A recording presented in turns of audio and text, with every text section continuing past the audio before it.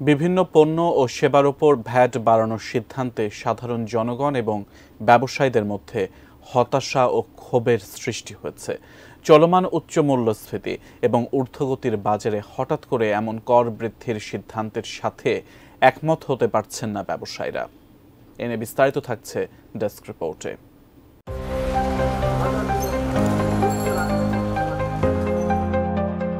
আন্তর্জাতিক মুদ্রা তহবিলের চাপের কারণে ৬৫টি পণ্য ও সেবার উপর ভ্যাট এবং সম্পূরক শুল্ক বৃদ্ধি করার সিদ্ধান্তে দেশে ক্ষোভের সঞ্চার হচ্ছে। ব্যবসায়ীরা আশঙ্কা করছেন এর ফলে রাজস্ব আয় বাড়ানোর পরিবর্তে উল্টো রাজস্ব আয় কমতে পারে এবং অর্থনীতিতে তৈরি হতে পারে নতুন ঝুঁকি। এদিকে সরকারের পক্ষ থেকে অর্থ উপদেষ্টা ডক্টর সালেউদ্দিন আহমেদ বলেছেন, কর বাড়ানোর ফলে জিনিসপত্রের দামে তেমন কোনো প্রভাব পড়বে না। তিনি আরও বলেন, পৃথিবীর কোনো দেশেই এমনকি নেপাল ভুটানেও বাংলাদেশের মতো এত কম কর নেই এবং সেখানে নিত্য প্রয়োজনীয় পণ্যের উপর কর কমিয়ে আনা হবে।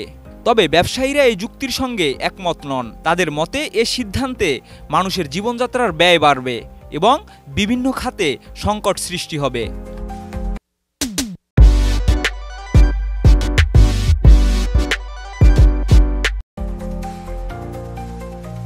কনজিউমার্স অ্যাসোসিয়েশন অব বাংলাদেশের ভাইস প্রেসিডেন্ট এস.এম. নাজের হুসাইন বলেন, ভ্যাট বাড়ানো একেবারেই সমর্থনযোগ্য নয়। এতে সাধারণ মানুষের জীবনমান আরও খারাপ হবে।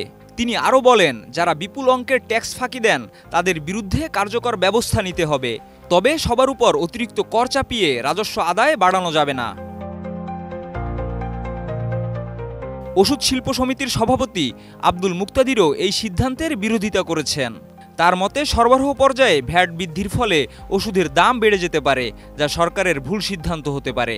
মোবাইল অপারেটর রবি আজিয়েটা লিমিটেডের চিফ কর্পোরেট ও রেগুলেটরি অফিসার সাহেদুল আলম বলেন, মোবাইল সেবার উপর শুল্ক বাড়ালে তা রাজস্ব কমাতে পারে।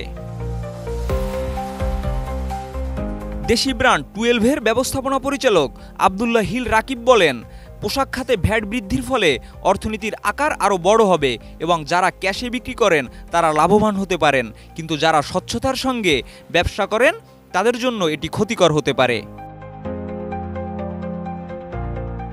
বাংলাদেশ রেস্তোরাঁ মালিক সমিতির মহাসচিব ইমরান হাসান বলেন, হোটেল রেস্তোরাঁ শিল্পের ওপর ভ্যাট বৃদ্ধির সিদ্ধান্ত ভয়ঙ্কর প্রভাব ফেলবে। এটি এক ধরনের জোর করে চাপিয়ে দেওয়া সিদ্ধান্ত, যা পূর্ববর্তী ফ্যাসিস্ট সরকারের সঙ্গে মিল রয়েছে। ব্যবসায়ীদের মতে আলোচনা ছাড়াই ভ্যাট বাড়ানো সাধারণ মানুষের ক্রয় ক্ষমতা কমিয়ে দেবে এবং ব্যবসা বাণিজ্যকে আরও সংকটে ফেলবে। বিশেষজ্ঞরাও এই সিদ্ধান্তের যৌক্তিকতা নিয়ে প্রশ্ন তুলেছেন, কারণ দেশ ইতিমধ্যেই উচ্চ মূল্যস্ফীতির মধ্যে রয়েছে। সেন্টার ফর পলিসি ডায়ালগের ২০২৩ সালের প্রতিবেদনে জানানো হয়, দেশের ৬৮% মানুষ আয়কর দেন না এবং কর ফাঁকির কারণে সরকার রাজস্ব হারাচ্ছে। তারা মনে করছেন ধনীদের উপর আয়কর আরোপ এবং কর ফাঁকি রোধের মাধ্যমে রাজস্ব আয় বাড়ানো সম্ভব।